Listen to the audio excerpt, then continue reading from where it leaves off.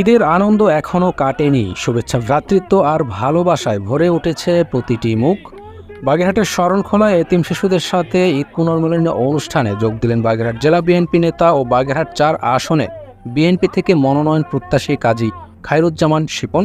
তিনি প্রমাণ করলেন সেবা, মানবিকতা আর সহমর্মিতা এখনও রাজনীতির প্রাণ।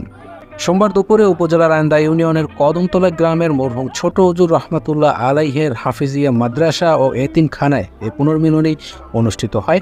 এ সময় উপস্থিত ছিলেন বাগেরহাট জেলা বিএনপির সদস্য সচিব মোহাম্মদ মুজাফফর আলম, শরণখোলা উপজেলা বিএনপির সদস্য সচিব মোহাম্মদ আনোয়ার হোসেন পঞ্চায়েত, সাবেক সভাপতি ডক্টর শফিকুল ইসলাম বাবুল, বিএনপি নেতা নাজমুল হাসান শিমুল গাজী, মধু তালুকদার সহ স্থানীয় নেতৃবৃন্দ। সোমবার দুপুরে আয়োজিত এই পুনর্মিলনীতে এতিম শিশুদের সাথে সময় কাটিয়ে তাদের মুখে হাসি ফোটান কাজী খায়রুজ্জামান শিপন। শুধু রাজনৈতিক নেতাই নন, একজন বড় ভাই, একজন অভিভাবকের ভূমিকায় দেখা গেল তাকে। রাজনীতি যদি হয় মানুষের পাশে দাঁড়ানোর অঙ্গীকার, তাহলে এই ঈদ পুনর্মিলনী নিঃসন্দেহে একটি উজ্জ্বল দৃষ্টান্ত।